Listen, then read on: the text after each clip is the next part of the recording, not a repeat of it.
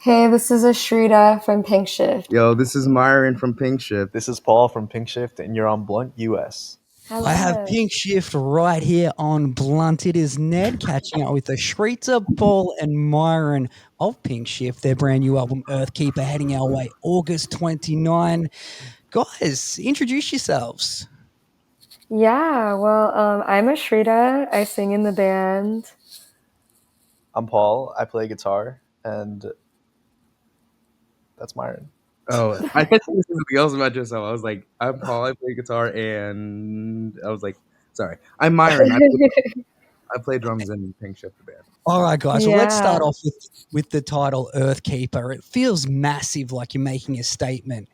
Who or what is Earthkeeper, and how does that anchor the idea of the record? The Earthkeeper concept, like Earthkeeper is like just a word I wrote down in a journal a few years ago when we started writing these songs.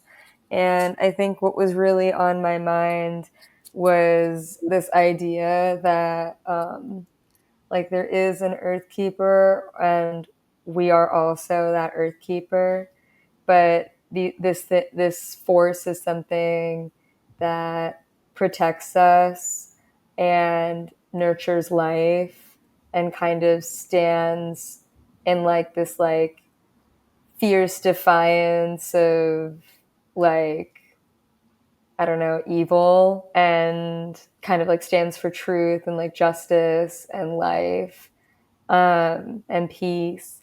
So I guess the Earth Keeper is this idea that you can be that person that you want to protect you or that you want to save you. Like you can be that person and you can be that person for other people too. You have a lot more power when you believe that to like make an impact in the world and kind of be your true self. Yeah, that's very interestingly said. And you described it like a psychedelic experience, yeah, with redwoods as a spark for this album. How did that moment kind of shape the way you approach the songwriting side of things, Ashrita? I guess with the Redwoods, it was kind of like it became a central theme because we stopped there on tour. So it was kind of just an amazing thing to see. Like, I don't know, with touring, you get to see so many incredible things just like in places that you would never go otherwise. And sometimes, like, I feel like, I don't know, you see something so beautiful that it like just really hits and it feels so much bigger than you. And I think nature can do that in like a really incredible way. The redwoods were just like incredible to see, just to see these like trees that were hundreds of years old that had survived so much. They're so magnificent and they have their own life and their own like sense of being. It's so strong. And it's like it's hard not to like stand in awe of that. That's like the same feeling like when we saw Niagara Falls, you know, on the Mm. Canadian side for the first time. And it was just beautiful. Like there was like a rainbow, like going through the mist, and like it was just this magnificent force. And I don't know, it just takes you back. Like it's just like, okay, like this is a powerful force that is always there. It never has stopped. It's so present and so like mystical and magical, and kind of like relating that to like myself or like ourselves, just how can we be that kind of life force? I don't know. Like how can we relate to that kind of life force because it exists here on earth? It's something that we're all a part of by nature. So what's in our way? Like what's in your way from just being like literally your most magnificent and powerful self in that way? Because I don't know, you see the woods and you see the trees and you see the waterfalls. They don't really try to be, they just are. Yeah, I love that right there. Very well said. And like the album tackles some pretty heavy themes in it there with loss and collapse and that sort of thing. Did you go into the record wanting to explore those ideas, or did they sort of emerge naturally, or how did that come about?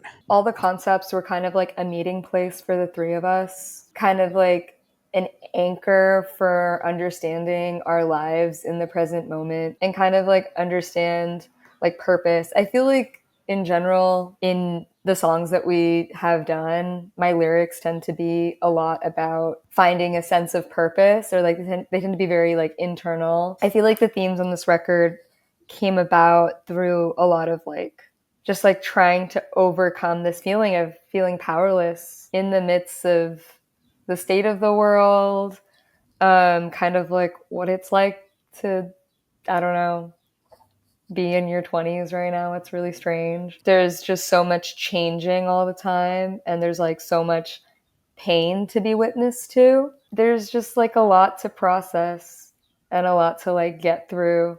Like this feeling of like, did I fail in life? Am I behind? This feeling of like, I don't want things to change. Like, I miss being a child. Like, Yeah. I just, like, this is a lot of work and it just never ends. Like, the responsibility just gets like heavier. Like, I remember talking to like my aunt, or like, yeah, I was just kind of like, so like, when you start witnessing people like pass away like in your life, like how do you like go back to how you used to be before you knew what that was like? Yeah. And it's just like, you just kind of keep going. And I was like, okay.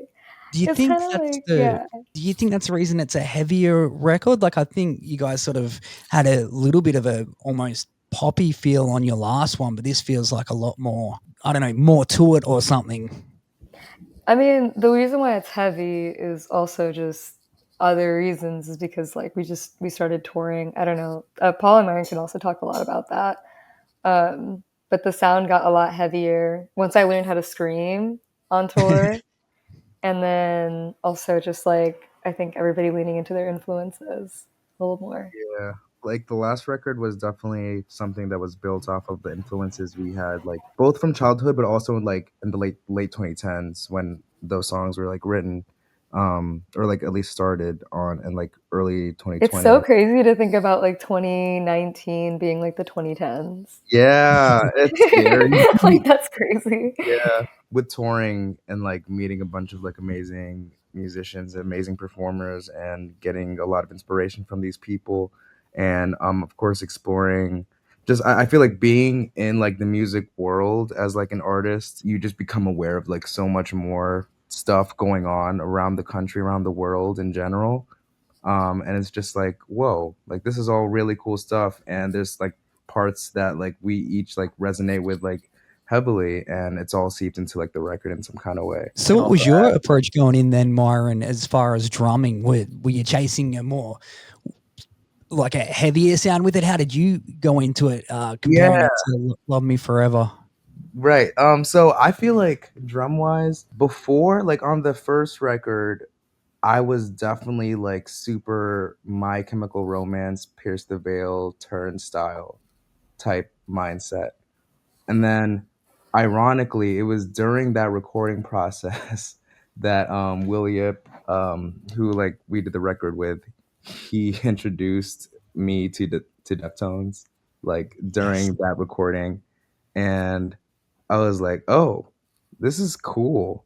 And now Abe Cunningham is like my favorite drummer. It's like him and then like Dan Fang from Turnstile. Because of that, and because of the way like Deftones songs are like written and recorded, a lot of it is like very groove based and a lot of improvisation, you know? A lot of Yeah. like taking like just Abe doing like a bunch of takes and just trying stuff out and just like feeling stuff out. That's kind of like what I was doing on like the new record, where I would write drum parts, of course, but then there was also like recording takes where I'm just like trying different stuff out while like trying to stick to like a main feel slash groove and trying to like not get too in my head about it, though. Like I'm very prone to that, but a lot of it definitely has like a groovier feel. There are like very punk moments. Don't get me wrong. There's like a lot of fast like D beat stuff, but it is a lot of stuff that's like in halftime, for example, which I think before it was only like a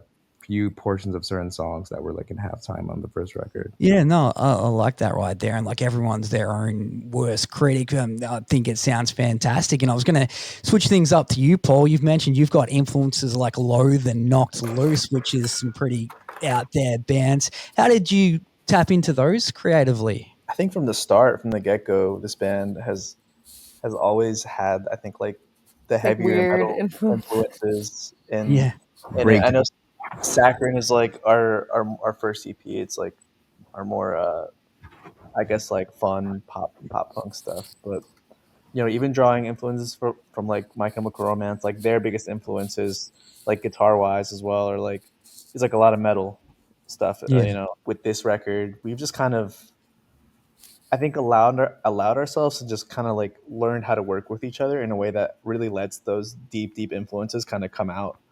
And it came out with us, getting a a little bit heavier. Loathe and Knocked Loose are really like turned the tide in metal like the past few years. And Spirit Box is like, I know Shrita got really into Spirit Box this year, and those bands are just kind of like really turning heads. And it's cool to Yeah. see them like really take on these huge stages, and it's just like kind of like affirming how heavy music is really like really talking to a lot of people.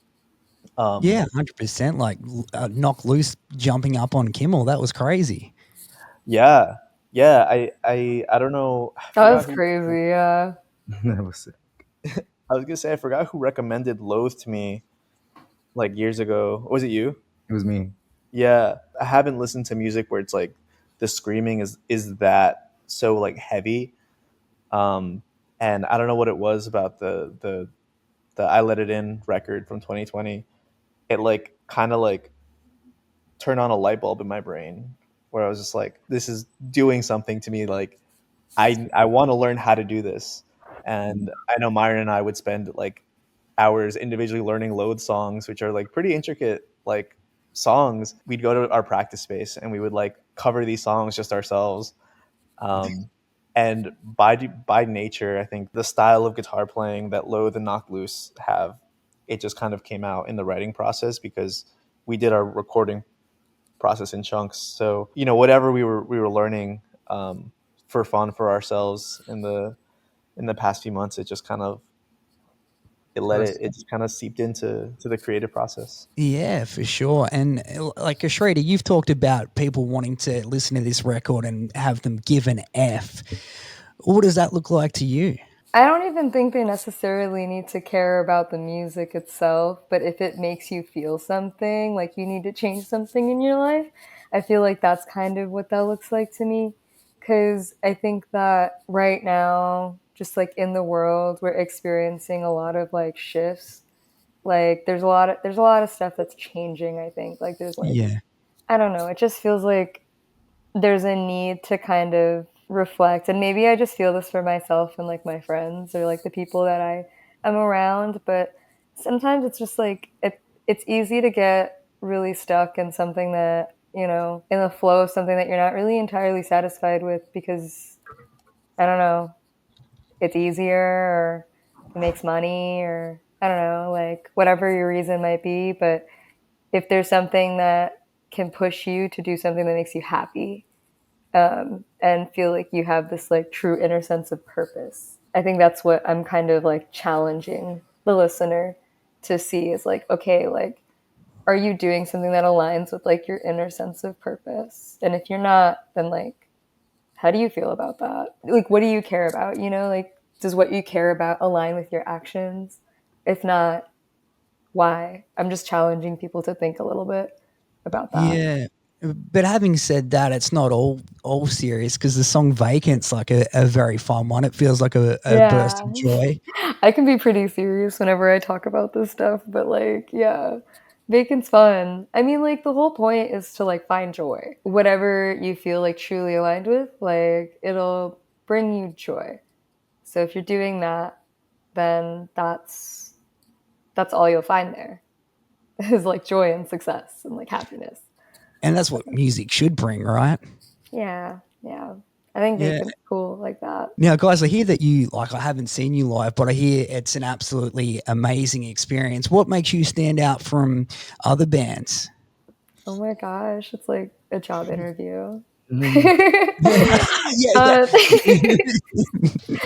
I'm sure this is probably a pretty common answer amongst bands, but I truly believe that every one of us, including Michael and Kirby, who join us on stage live, the stage is our place to really let out our energy, because off stage we're all pretty calm people. They're very quiet bands.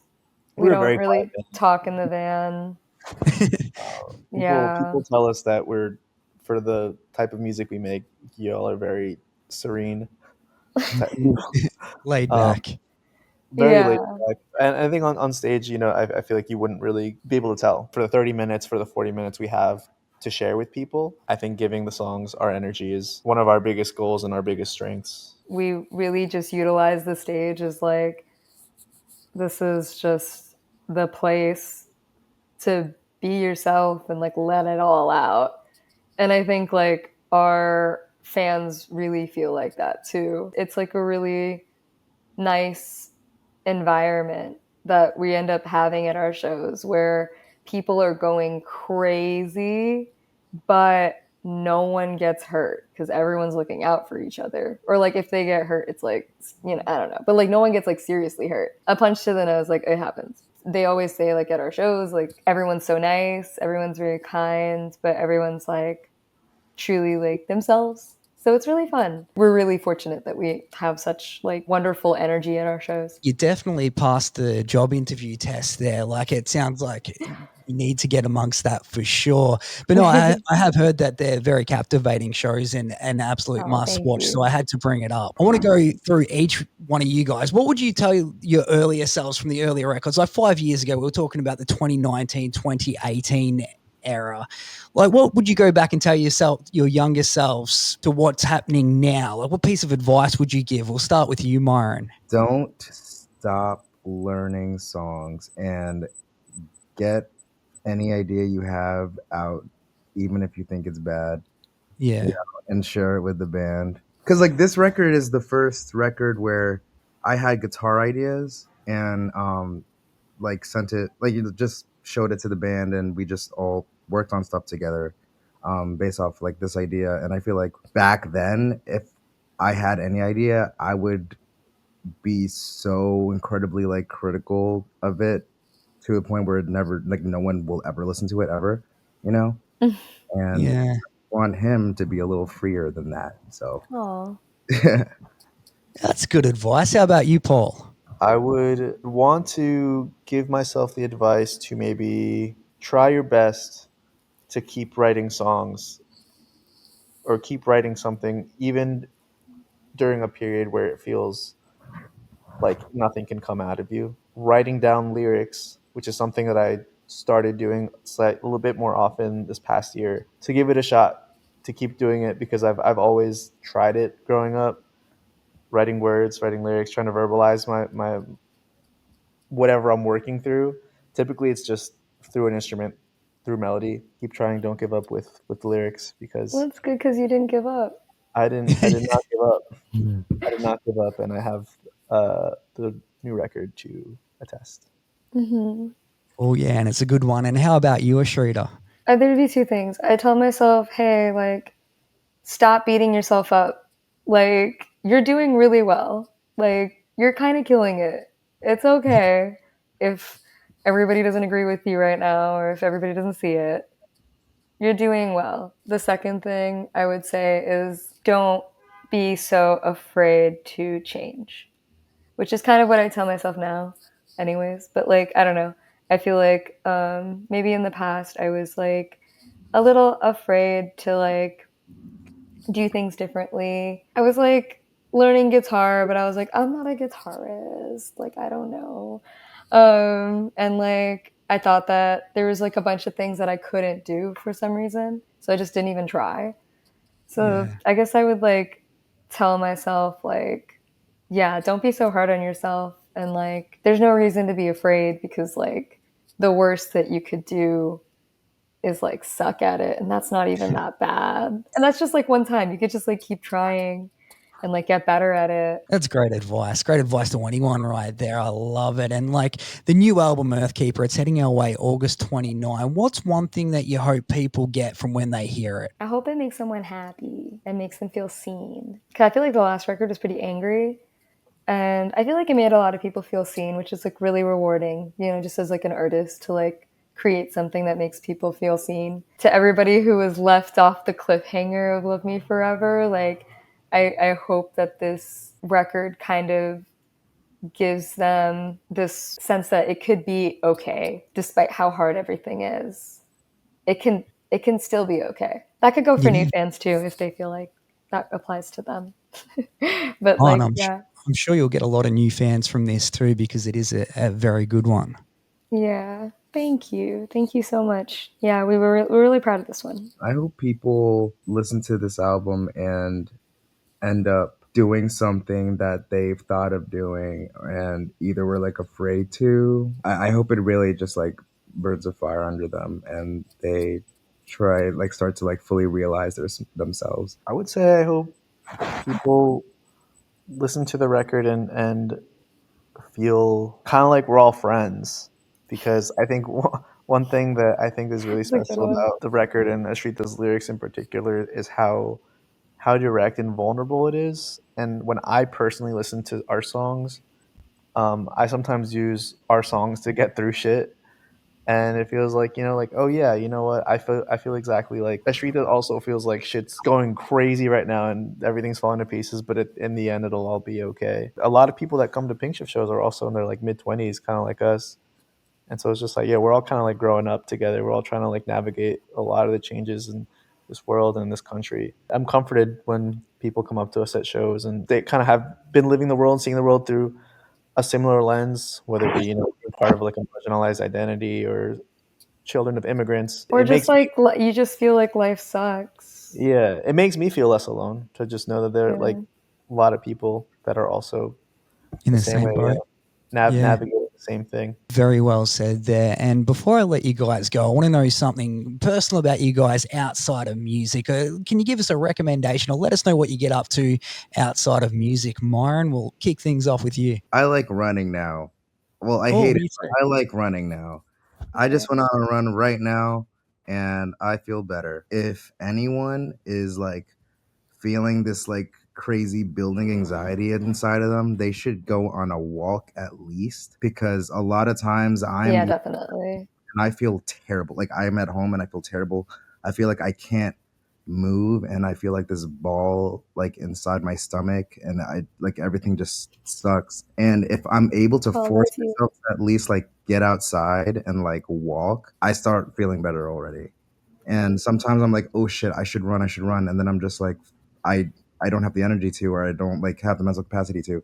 I just like walk until my heart rate gets to a point where it's like, hey, maybe you should just like start jogging a little bit, just a little bit. And then I start doing that. And then I end up going on a run and I don't regret it ever. It just like Yeah. sucks at first. Yeah, you experienced runner's high. No, That's like That's crazy. wild. I still have, yeah, no, I because feel it's like I felt that like maybe once or twice in my life. right. Once or twice. Because it sucks at first. Always. It always sucks until there's a point where you're just like Wait, this finished. doesn't suck You're just like, anymore. forget it. Fantastic advice there. I like it. How So about you, Paul? I've been on a similar like athletic kick recently. I try to go rock climbing. It's a bit expensive, so I don't get to go as often as I would like to. But anytime there's an opportunity, I've really enjoyed going rock climbing and been trying to find that like a really chill soccer league because I used to play soccer growing up. Oh, there you go. I was really bad at it. I didn't appreciate it as a kid. I was like, damn, I'd rather be at School Rock. Instead, I'm Mhm. at this soccer camp. I kind of wish I had like an adults chill soccer camp that I could go to. If we could all like learn to play soccer again. Yeah, Um, there's always time, man. Always time. yeah, I think touring has also like really told me like, yo, you got to move. yeah, I think that's been a big thing. Like we have to stay So, like physically fit. Yeah, so you would. it's finding little games to play. Nice. How about you, Ashrita? I've been trying to think like what are my hobbies? Like cuz I feel like I work like a lot. Yo, But you like to like garden? I like to garden. This is behind me is it's a real plant, but it doesn't It's a really real plant. require any Nice. work. I like to garden, but I live in an apartment in the city. So my tomatoes are dying because the pots are too shallow. I guess with gardening, I'm looking for advice. I don't know. I'm like trying to get better with it, like just like figure out what plants I should get and like what would be good for like where I I am. Yeah, I hear what you're saying. I'm not too keen on gardening myself with the weeds and whatnot. That was my last weekend. It was like a hell job. But there you Yeah. go. It sucks more when you have to do it. Like, Yeah, there's a true, lot to true. do. Yeah. I'm trying to get into painting again and reading again. I used to love, like, I used to love to read. My favorite book, I think, is The Five People You Meet in Heaven. Oh, cool. We'll definitely have to check that out. Well, Yeah. very much appreciate you guys taking time out. It has been a bunch of fun getting to know you a bit more. And Earthkeeper from Pinkshift is heading our way August 29 via Hopeless Records. To find out more about these guys, pinkshiftmd.com. Really appreciate you taking time out. Awesome. Yeah. Thank you so much. Thanks for having us.